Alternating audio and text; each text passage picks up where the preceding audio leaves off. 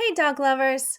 I thought I would do something a little different just for fun's sake, and create a little day in the life of a home based doggy daycare and boarding business. My name is April. I've been running this business from my home since 2019 and making an average of $150,000 a year. And it took a few years, but I finally figured out a way to do it without the burnout. So I only offer daycare 3 days a week, Tuesday, Wednesday, and Thursday, and boarding 7 days a week. Now, some days on daycares, I have a helper that comes in for 6 to 7 hours. So I don't have to be here every single day for 11 hours that I'm open 3 days a week. And that kind of breaks up my week and gives me a chance to run errands and just, kind of decompress a little bit in the middle of the week, which is super nice. But what you're going to see here today is a Tuesday, a typical Tuesday. I typically do not have my helper here on Tuesdays. It's usually just myself, unless I have a lot of boarders at the moment.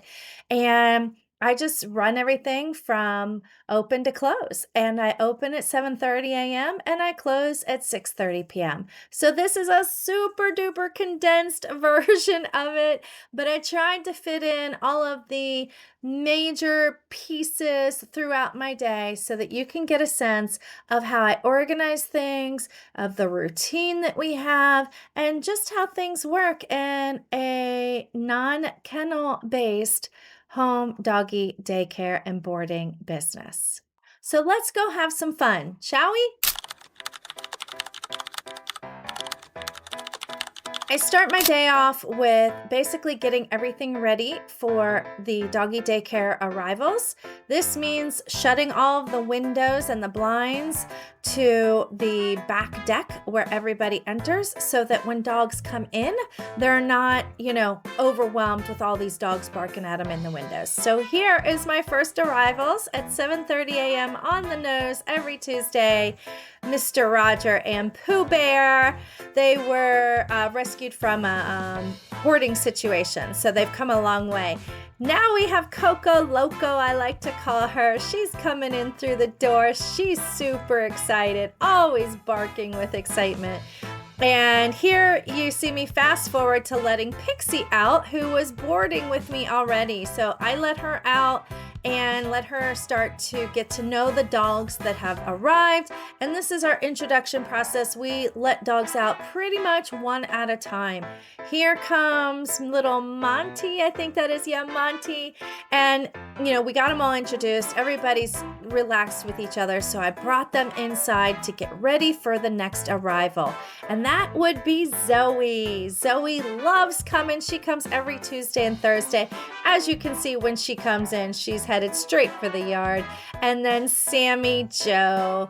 Sammy Joe comes in and she wants lovin's. That's the first thing on her mind. Meanwhile, all the dogs that have already arrived are inside safely and waiting for their turn to come out and meet Sammy and Zoe for the day. Here we go, introductions, and we did that real quick. Here we come, going and getting another dog for an introduction. I have to let them out one at a time in what I call the dugout into the kitchen. And once they get into the kitchen, I can let them out the back door to meet the dogs who have arrived. Finally, it's time for me to update the board and everybody who's arrived, any pickup times that may have changed, and just work on the schedule for dog walks. That's what I'm doing here. I color code who's getting walked with who and which dog walker they're going to be walked with. This makes it super easy for me to just glance up and see who I need to get ready and into harnesses so that when the dog walker arrives, they're ready to go. Now, while we're waiting for the dog walker to arrive, I decided it was a good time to do some more introductions and play time. So we get out to the yard and we just start playing.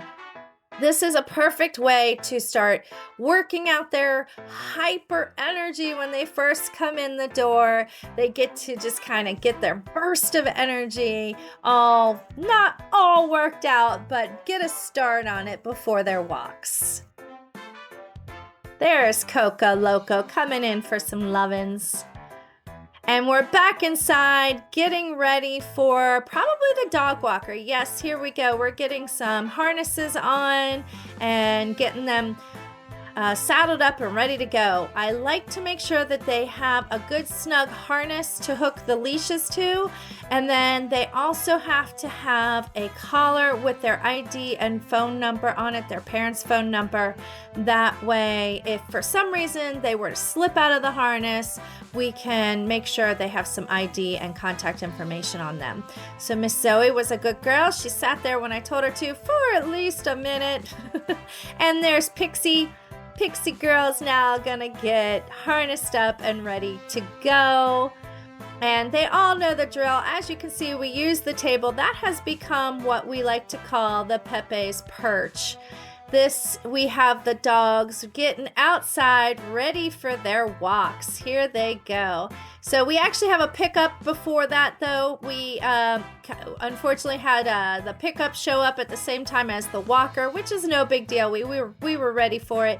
Here's Monty's mom coming to pick him up. He'd been boarding with us for like 12 days, I want to say it was.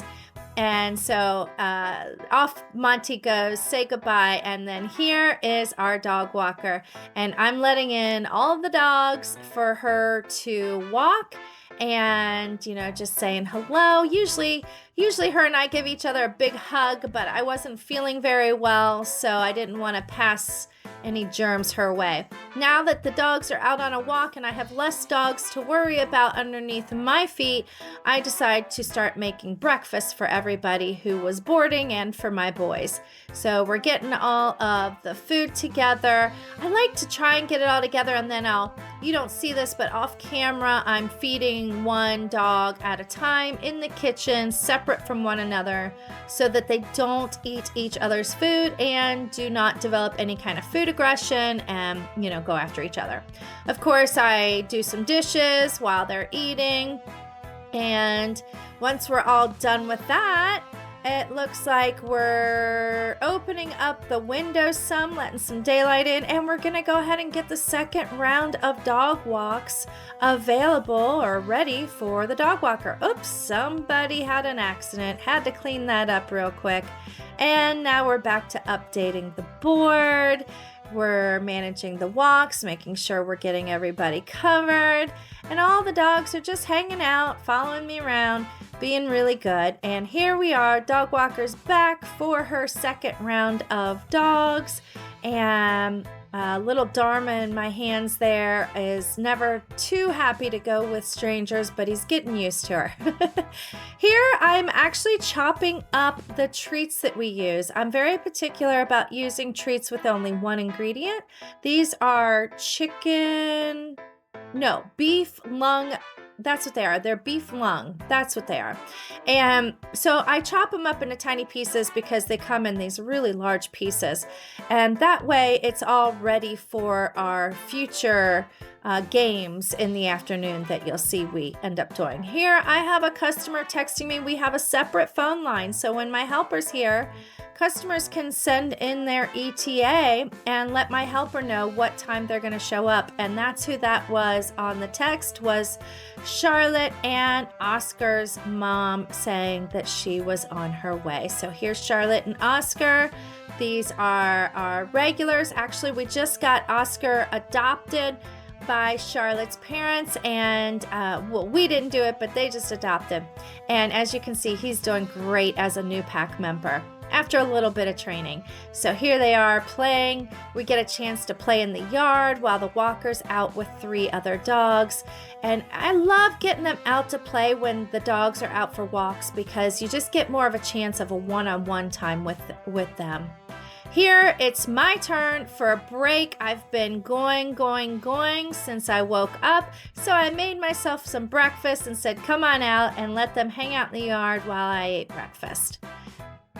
Now we're just chilling. And, that's right. I decided to do a little sniff and seek game before Roger and Pooh Bear had to leave for the day, because they only come for half day. And I hid a few treats out on the deck, the treats that I'd cut up earlier. I hid a few of those so that the dogs could go out and seek some treats and just enjoy a little bit more stimulation before they left for the day. Here we get to play a little bit more in the yard, and I'm, throwing balls, I'm giving butt scratches, we're just playing. After another play session, we put together some harnesses, put things away, keep things organized so it doesn't get out of control, and a little impromptu training session. I'm just making them sit, spin, things like that. Every now and then I'll do that just to kind of keep them stimulated, going from, sniffing to command training to walks, you name it. And now it's lunchtime. So here we are, lunchtime. I don't always feed every dog lunch, but some of them get it. So here's Sammy Jo getting her lunch, and Oscar, and now Charlotte. So I'm off doing dishes while they're doing that, and everybody will be fed for the day until dinner. Oscar came to me after playing for a little bit with his sister, limping, so I checked him out, held him, moved all his limbs around, made sure that his leg was okay, and as you can see, he was fine a few minutes later. And so we went into our next thing on the to-do list for the day, which is to hang our new harness hooks. The house was just painted, so I had to remove the old hooks that were there, and I got some new cute little hooks that, I don't know if you could see, they were little tail ends of dogs. I'm sure you've seen that before, but there you go. They're hanging. There's our fun little dog rules for life. Always be faithful, love unconditionally. And now it's fall, obviously, so I have to do a little sweeping and make sure that it's nice and clean for the customers to come into. This is me showing you all of the treats that I cut earlier to say, hey, this is what I'm doing. I am laying out treats all over the yard, all over the place, and then all the dogs get to come out and sniff and seek.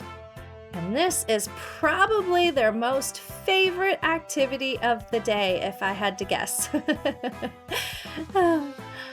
So then we go into, after, I think we did a play session after that, and then I usually let them hang out in the yard for a while after sniff and seek, because they will continue to sniff and seek for a good 20 minutes or so. After that, I decided it was time to start cleaning the house from the day's rigmarole and all of the messes made. And so as you can see, that's what I'm doing. And it's a perfect time to do it because here the dogs are starting to be picked up at the end of day. So I'm out there with the other dogs inside, making sure that they get off and home okay.